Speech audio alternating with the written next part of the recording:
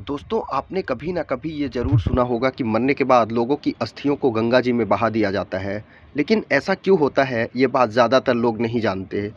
एक बार राजा शांतनु और ब्रह्मपुत्री गंगा स्वर्ग सभा में बैठे थे। तभी एक तेज हवा का झोंका आया और गंगा का आंचल उड़ा दिया। स्वर्ग में बैठे सभी लोगों ने अपनी नज़रें नीची कर लीं, लेकिन शांतनु और गंगा एक दूसरे को देखते रहे।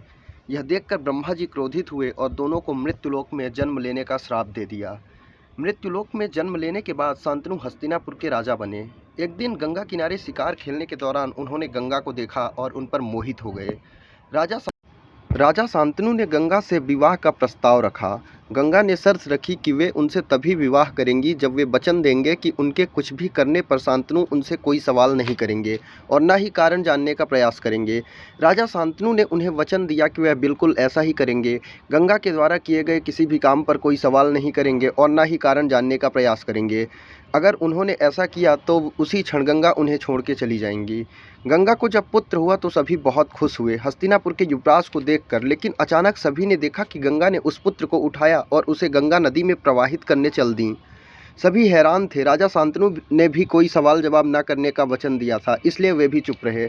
इसी तरह रानी ने 7 पुत्रों को जन्म दिया और सभी को गंगा में प्रवाहित कर दिया। जब वे 8वें पुत्र को प्रवाहित करने गईं तो राजा से रहा न गया। उन्होंने गंगा से ऐसा करने का कारण पूछा। तब गंगा ने बताया, ये सभी पुत्र श्रापित थे।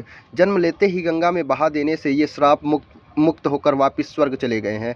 इस तरह मरने वालों की अस्थियां भी गंगा में प्रवाहित करने से वह पाप मुक्त हो जाता है और उसे स्वर्ग मिलता है। ऐसे